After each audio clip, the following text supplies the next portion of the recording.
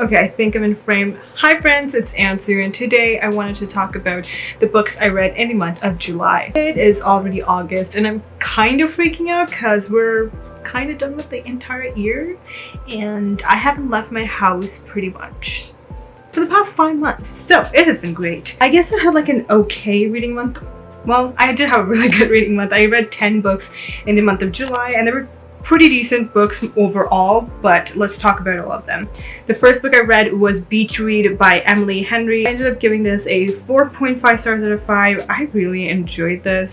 This is actually super cute. I know a lot of people have been hyping this book up a lot and I feel like it is for a good reason, but I actually saw a few people who did not like it as much. Anyway, we're talking about me and what I think of the book, so let's talk about that. This book is about January, who is this romance writer, and she is in kind of a rut and she can't write anymore, so she's kind of stuck in this situation where she's not writing at all. We have another character called Augustus, who is a literary fiction writer, and he is one of those people who would basically kill off all of his characters, whereas January writes about these lovey-dovey stories where everyone lives happily ever after. And literally, like, the only thing that they have in common is that for the next few months they're living opposite each other, and it's in like this cottage place, and January is dealing with a few issues that has happened in her family. It's a romance between these two writers essentially, and once they like meet each other they kind of decide to switch genres. So Augustus is going to write about romance and January is going to be writing about literary fiction.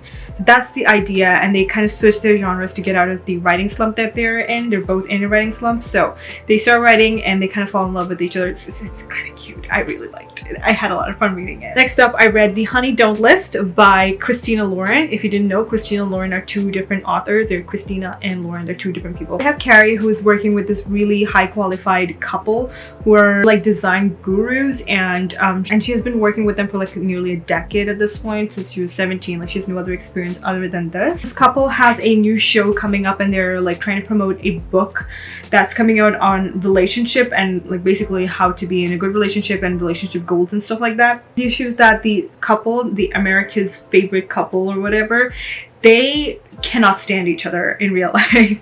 They absolutely hate each other and they're married to each other and doing all these shows and whatever. We have another character called James, who is an MIT graduate, and he's an engineering genius and he's working with this company as well. We have an issue where the Trips are kind of falling out with each other. Because of that, James and Carrie have to put all of their energy into bringing them together, making sure they're all right and not fighting all the time so that the general public will not know about anything that's wrong with the family. Carrie can't get out of this whole work contract because she needs health insurance, and James can't get out of this contract because the previous job that he had this huge accounting scandal, and he's obviously tied to that company. So if he ever applied to any other company, he's only experienced with this company that had a huge accounting scandal. So obviously, like, he can't get a good job without a good reference from the Trips. And whereas Carrie, like, if she leaves, she literally worked with them since she was like 16 years old, so she has no other work experience. I don't think she even did like college and stuff, so she doesn't have anything to like back her up whatsoever. For once, like, Carrie is trying to decide like if she can just play for herself and not for the Trips all the time, and that could potentially bring something really sweet. And I thought this is such a fun, cute novel, and I gave this a 4 stars out of 5. Did I mention that? I don't know. I gave this a 4 out of 5. I thought it was really adorable. I had a blast reading it. We have like a couple of scenes where, a few scenes actually, of this case that's ongoing because something really happened, and you're going back and forth between the present day and the whole story being told, and it's fun. I really enjoyed this book. I definitely will recommend you guys to pick this one up. Next one I read was The Alloy of Law by Brandon Sanderson, and I gave this a 3 out of 5 stars. I just felt like this was really long, and I don't know, I didn't enjoy it as much as I did the Mistborn trilogy, but it was a good and fine story. I wasn't super into it, unfortunately. So this is basically set 300 years after the Mistborn trilogy was done. At this present time, we have Waxilium, who is a rare twinborn who can do like allomancy and feruchemy. So you literally have to read Mistborn to make any sense out of this. Waxilium had to deal with some family issues after he was in the roughs for like 20 years, and he has to try to figure out something that's going wrong with the whole city place that they're in. But this is also in like a modern day setting, so they have guns and stuff already. Not modern day, it's more like in the 1950s 50s or something like that. So yeah, that's there. So he tries to get out of being like from the roughs, like being very poverty stricken or whatever, and then he tries to be more like a noble person, and he's in the riches and everything, but he quickly realizes that being that rich person is going to get him into more trouble as well, and his life is kind of in danger, and a lot of other people's lives are in danger, so he's trying to help a ton of different people without screwing up himself. And yeah, it's fun. Like, I get the concept, it's a fun concept. There's another like sidekick character that I really liked. He was a good character though. I really enjoyed reading from his like perspective, not perspective, like the little bits and pieces of his thoughts in here was actually fun to read from. I really enjoyed that part of it, but overall as a whole story, I didn't like it as much as I did the Mistborn trilogy. So it was fine, not super into it unfortunately. So yeah, that's it. I don't know what else to say about it. Next up, I read Shah and the End of Time by Rokshani Chokshi, and this is the first book of the Pandava Quartet. This is a middle grade fantasy novel, and I gave this a 3.5 stars out of 5. I have 12-year-old Shah, who is living in a museum setting with her mother, and her mom keeps going on like little business trips or whatever, and she lies to all of her schoolmates saying that she has seen all these godlike creatures and stuff, and she's been really saying that, oh, she has a pet elephant or whatever, but in real life it's all just like stuff in the museum. And she also said once that she had this magic lamp that if you actually rub it, it will destroy the world or something.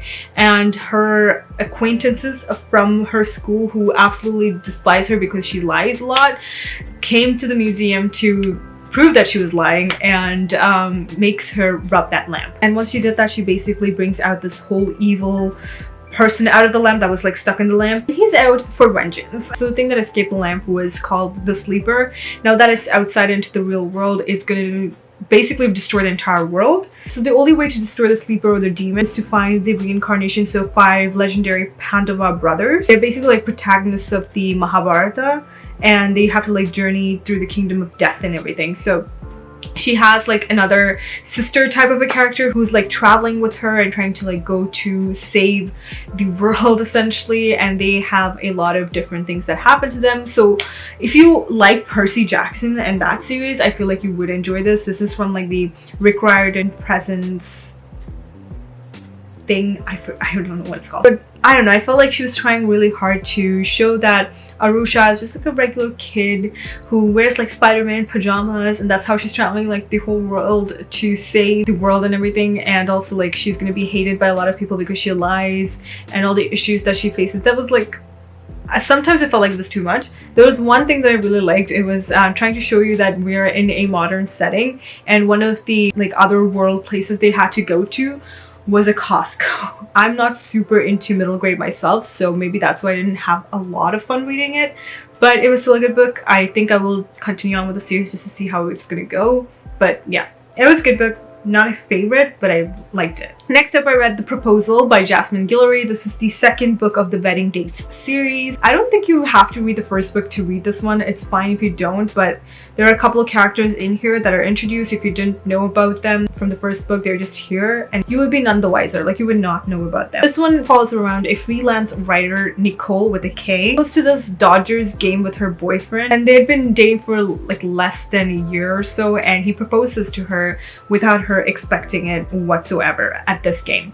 She publicly says no, as nicely as she could, because she did not expect this. She didn't want to marry this guy. She did not expect him to want to marry her in the first place. Whole stadium has a bunch of disappointed people. They're just like really judging her, and they think that she should have said yes to him because he's white, she's black, and they're like, oh, you should be like privileged and agree with the whole thing and just marry him or whatever. Like, a lot of people were judging her completely. And during this time, there was like 2 people in the audience like sitting close to her, and they were a brother and sister pair who basically saved her life. The paparazzi would definitely follow her just to figure out like what was going on. They want a news story or whatever, but this brother and sister duo saved her life from that situation and got her out of it. The brother Carlos saves her and gets her out of there and gets her to her friend, but the whole video that there's of Nicole goes viral. Carlos was with her throughout the whole situation, just trying to help her out and everything. So she basically has like a whole rebound situation with Carlos, who is a doctor, and she has like really bad luck with doctors. They still have like little dates with each other, sort of like hanging out with each other,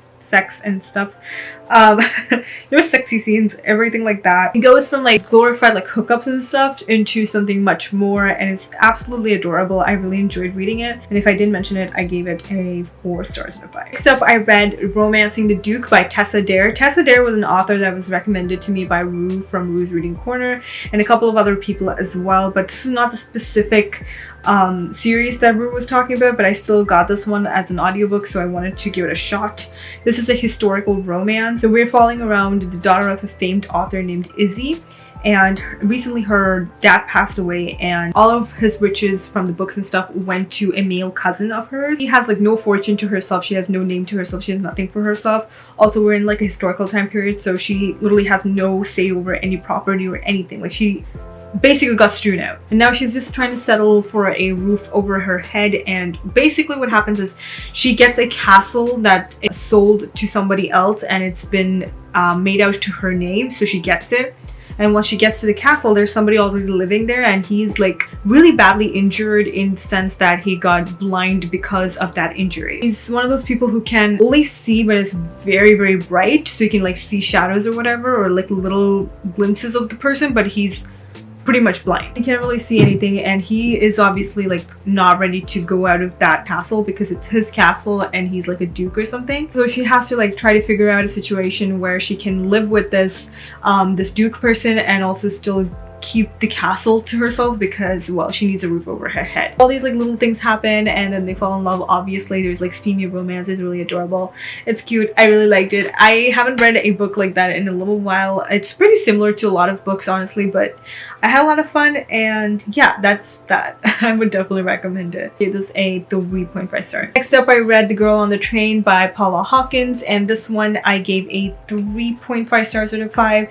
This one follows around a girl on a train. Rachel is on this commuter train going every single day at the same time, and she goes through the suburban area, and she basically just tells herself a story about this couple that's living in this house. She expects them to have a very happy life. She kind of names them Jess and Jason, although she does not know their real names. The reason why she specifically looks at this house is because it's actually close to her older house. Her ex-husband is actually living there happily with his new wife. Rachel is actually looking at this new house when she's commuting all the time, and this house holds Jess and Jason, and she sees something one day that kind of changes everything she expects about this relationship. She expects them to be super happy, but something she sees completely changes that thought, and she needs to tell someone about it, and she's trying to figure out like what is going on. So one day this Jess character ends up dead, and she thinks she knows something and wants to go to the police about the situation, and there's a thriller that happens because like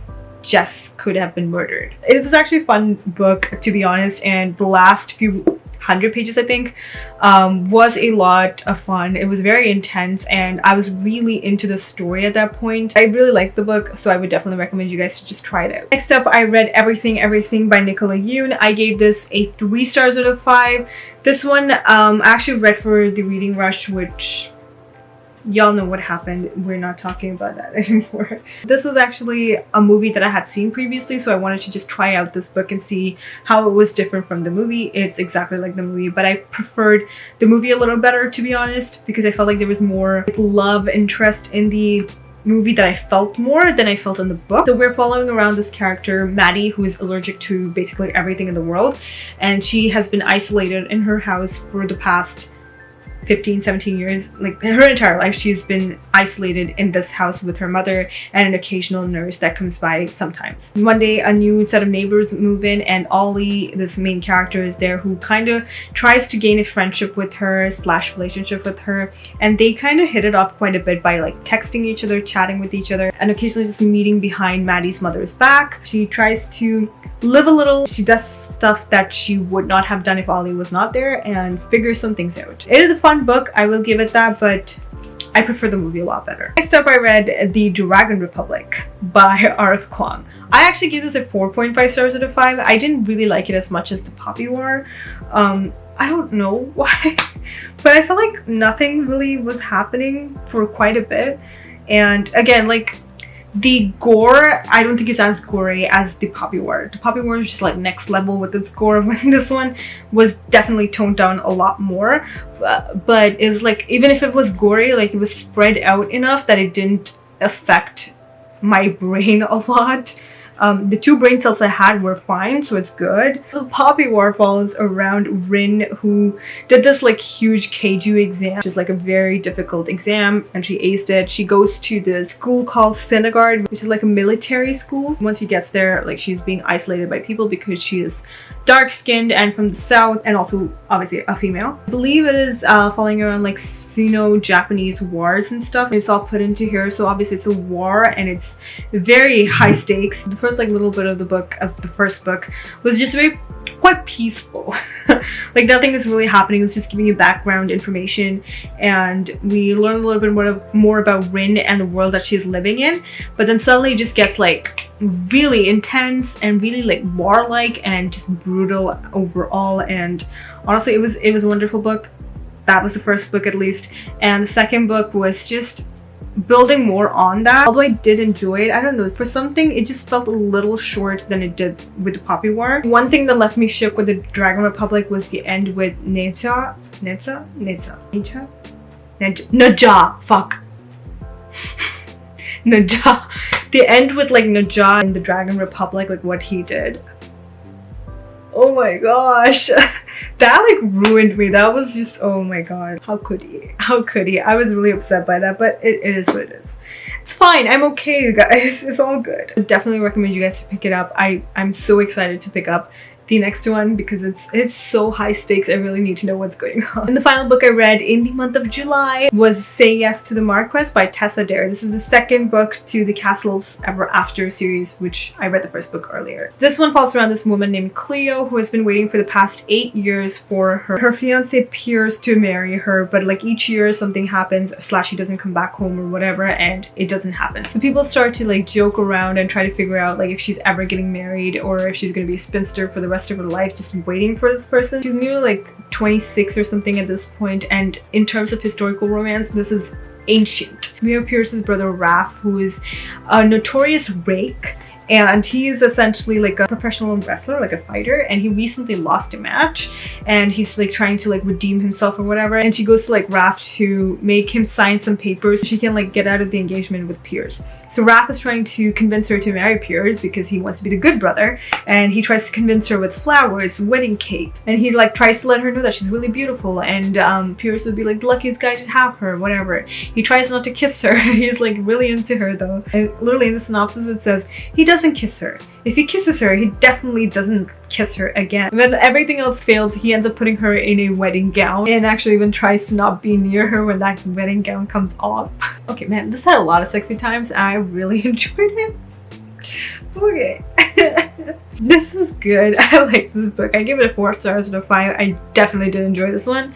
But yeah, sexy times were like at another level because I was just sitting like listening to it, and it was like at a higher volume, and like people can hear it in my house, like my family's in my house, and it's like, oh shoot. It was fun. I really like this book, so I would definitely recommend you guys to pick up Tessa Dare's books because they're actually funny. There are like dialogues and stuff that are quite funny, and I really enjoyed reading from her. Alright, you guys, those are all the books I read in the month of July. All of them were pretty good in my opinion, so definitely worth a shot for most of them. So yeah, that is it for me. If you're new here, please subscribe by hitting my face over there, and I have 2 of my previous videos linked in the corner over there. Comment down below some of your favorite books of July that you've read recently, and we can have a chat about it. Also, let me know if you have read any of these books that I've already mentioned, and yeah, I will see you all with another one next time. Until then, I'll talk to you all in the comments. Bye!